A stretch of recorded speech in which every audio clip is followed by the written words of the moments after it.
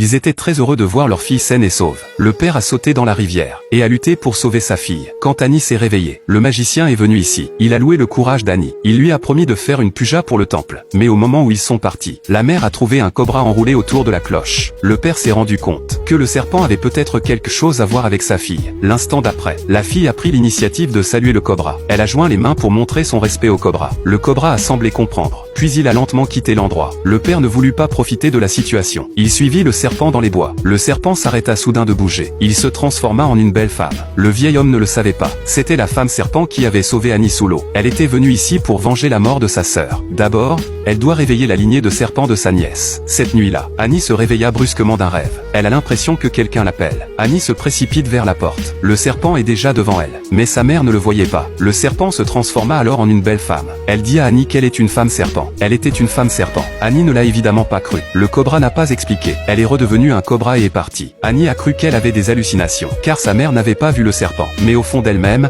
elle avait encore des doutes. Tôt le lendemain matin, elle s'apprêtait à quitter la maison. Le bruit du cobra lui parvint à nouveau aux oreilles. Comme par magie, cela attira Annie à la suivre. La jeune fille courait pieds nus. Elle ne s'attendait pas à ce que le cobra vienne ici. La femme souriait et comptait de l'argent. Le cobra est venu à elle, jusqu'à ce qu'Annie se précipite à l'intérieur. Elle ne s'est pas rendue compte que le cobra était là. La femme était si effrayée qu'elle s'est presque pissée dessus. Annie lui a dit de ne pas bouger. Elle s'est mise à genoux et a prié le serpent. Elle louait le serpent. Le serpent a quitté la pièce sans un mot. Les filles étaient stupéfaites. Les femmes étaient impressionnées par la petite fille. Elle a changé son attitude arrogante habituelle. Elle dit aux filles de parler des pouvoirs étonnants d'Annie. Tout le monde était très heureux. Le père était le seul à avoir l'air inquiet. Il avait peur que la véritable identité de sa fille soit révélée. Le temple était en ébullition à la nouvelle de sa fille. Les filles ont mis des lumières et des couleurs. Le temple est magnifiquement décoré. L'homme qui a tué sa mère apparaît peu à peu.